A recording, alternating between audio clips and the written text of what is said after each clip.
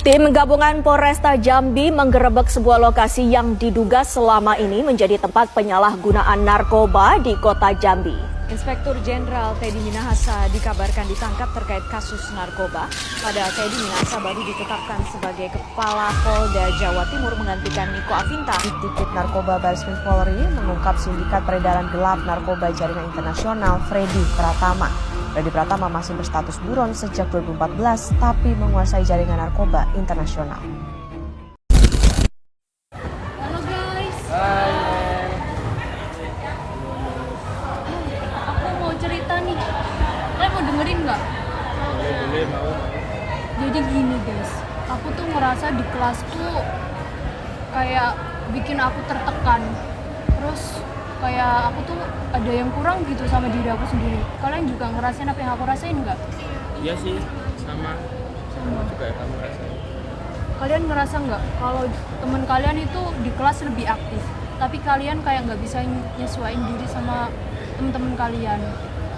Terus kalau di kelasku sih teman satu circleku juga, mereka lebih pintar dari aku. Terus aku tuh kayak susah banget nyesuaiin diri sama mereka. Terus sekarang yang aku rasain kayak kurang percaya diri. Menurut kalian gimana? Tapi jangan mikir kayak gitu, Mel. Kalau menurutku, aku dulu juga sama merasakan apa yang kamu rasakan yang sekarang. Cuman aku udah punya nemuin cara gimana agar bisa percaya diri. Mau tahu nggak gimana caranya? Mau gimana tuh? Ya, jadi aku punya teman yang jual nih. Jadi bisa bikin kalian semua bisa menjadi santai dan rileks. Cuma sekali coba, kalian pasti nggak bakal menyesal. Tapi kok aku merasa gimana gitu, ada yang nggak bikin aku tenang. Nggak fokus ada, nggak nyaman juga. Aku punya satu rahasia buat biar kalian jadi lebih tenang, nyaman, menghadapi apapun bisa fokus. Emang apaan? Aku juga udah mulai capek nih sama kita nulis. Jadi gini, aku punya temen yang ngejual. Jadi itu bisa bikin kita semua rileks dan santai dan tenang dan bisa merasa percaya diri. Sekali coba kalian pasti bakal nggak merasa rugi. Apaan itu? Spill lah. Nanti kirim grup ya. Oke, siap. Langsung lah, seret.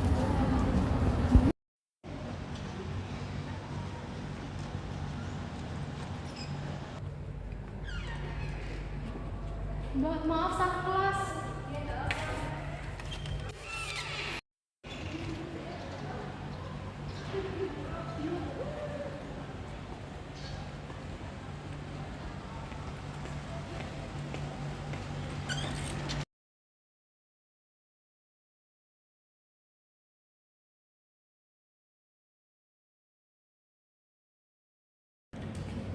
Halo guys.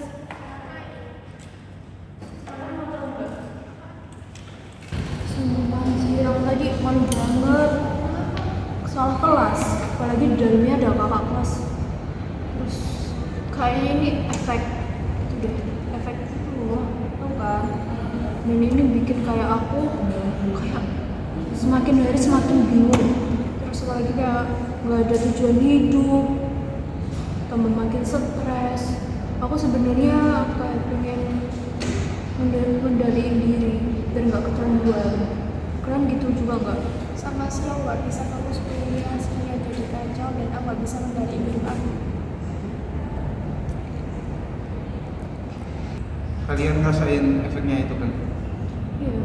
Sama sih, aku juga gitu. Semakin hari itu kayak malah gak karuan sih. Mau tidur malam pun sulit. Padahal ya kita pas awal konsumsi itu efeknya baik kan? Iya. Nggak tahu lagi ini nanti bagaimana. Aku juga udah mulai gimana? Kita nggak bisa terus-terusan kayak gini. Apa gimana ya? Apa kita cari solusi? Apa gimana? Biar kita nggak tiap hari kayak gini terus banget. Kuliah kita makin berantakan. Terus tujuan kita berkuliah kan buat itu kan orang tua, tapi sekarang kita ya Allah makin parah.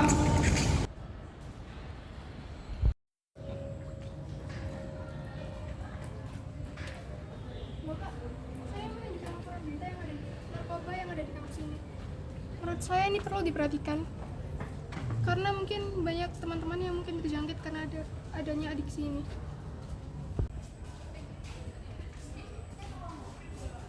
Sudah membawa perhatian terhadap isu ini, Awa.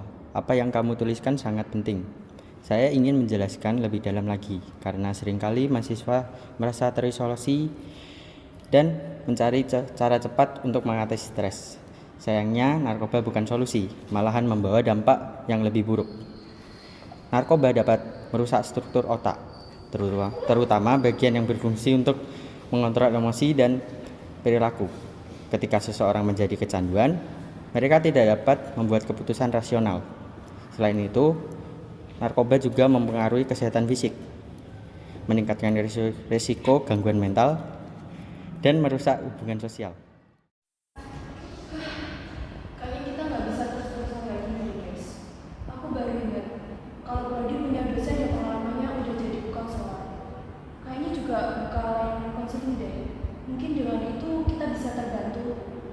Nah, aku setuju sih, kita kayaknya perlu bantuan yang profesional karena kita juga nggak bisa keluar dari ini sendiri.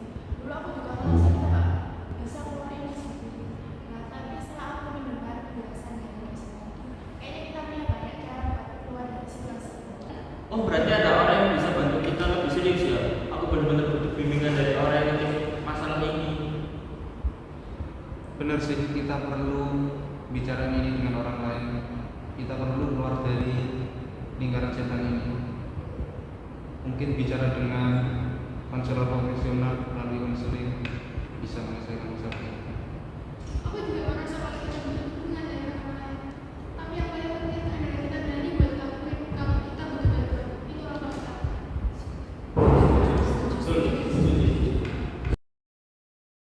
Sebagai penutup, saya ingin mengingatkan bahwa adiksi bukanlah hal yang harus ditanggung sendiri. Jika kalian atau teman kalian yang merasa terjebak dalam adiksi narkoba, segera cari bantuan. Ada banyak layanan konseling dan dukungan yang dapat membantu kalian keluar dari lingkaran kecanduan ini. Ingat, kalian bisa kembali meraih masa depan yang cerah jika kalian berani mencari bantuan. Jangan biarkan narkoba merusak masa depan kalian. Proses pemulihan memang membutuhkan waktu, tetapi itu adalah langkah menuju kehidupan yang lebih baik.